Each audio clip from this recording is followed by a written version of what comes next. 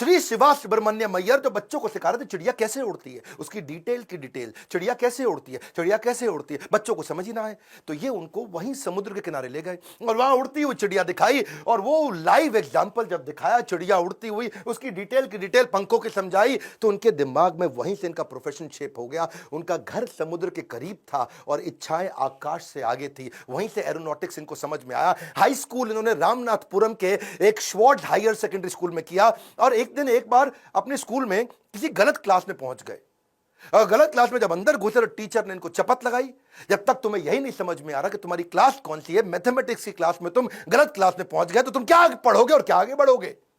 और वहीं इन्होंने इतनी पढ़ाई करी मैथमेटिक्स में कि 100 में 100 नंबर ले आए। टीचर भी हैरान हो गया। अगर तुम सूर्य की तरह चमकना चाहते हो तो पहले सूर्य की तरह जलना होगा।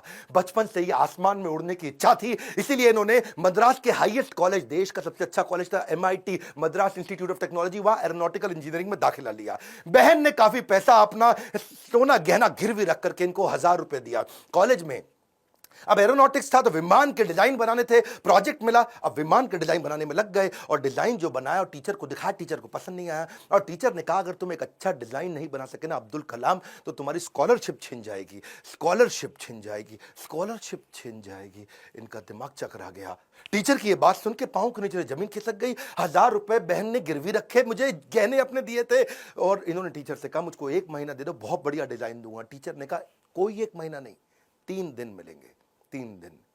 इनका दिमाग हिल गया। उस समय ये घबरा गए थे, स्कॉलरशिप ना छिन जाए। उसके बाद तो उन्होंने 3 दिन ना खाया ना सोए, 3 दिन ना खाया ना सोए, 72 घंटे लगातार उस पर काम किया, जी जान लगा दिया। और जब प्रोफेसर ने देखा डिजाइन, प्रोफेसर भी हैरान हो गए, उनकी आंख में आंसू आ गए। बोला बहुत बढ़िया डिजाइन बनाया। नींद और निंदा पर जो विजय पा लेते हैं उनको आगे बढ़ने से कोई नहीं रोक सकता। जो नींद और निंदा पे विजय पा लेता है उनको आगे बढ़ने से कोई नहीं रोक सकता है। इसके बाद MIT की परीक्षा अच्छे नंबर से उन्होंने पास करी। अब पढ़ाई तो उनकी हो चुकी थी। अगली लर्निंग इनके जीवन से क्या है, फेलियर को हार्ट में और सक्सेस को हेड में घुसने नहीं देना चाहिए। दिल और दिमाग को कंट्रोल में रखो। अब इनके पास 2 इंटरव्यू की ऑप्शंस आई, एक मिनिस्ट्री ऑफ डिफेंस से और दूसरी एयरफोर्स से। इनको कहां जाना था आपको मालूम है, एयरफोर्स में। और जो डिफेंस का था वो दिल्ली में था और एयरफोर्स था देहरादून में। तो दिल्ली होते हुए देहरादून जा रहे थे और वापसी पे इनको दिल्ली आना था। अब जब ये देहरादून गए, वहां पे 25 लोग एग्जाम देने आए वहां इंटरव्यू के लिए, जिनको वहां पे एयरफोर्स में सिलेक्ट होना था। अब 25 में से सीटें थी खाली 8 और इनकी रैंक क्या आई, 9वीं। फेल हो गए, वहां पे 1 नंबर से पीछे रह गए। 8 लोग सिलेक्ट हो गए, ये वहां रह गए। देहरादून से जब उतरते हैं सबसे पहले आता है ऋषिकेश। ये ऋषिकेश गए, वहां इनको मिले स्वामी शिवानंद।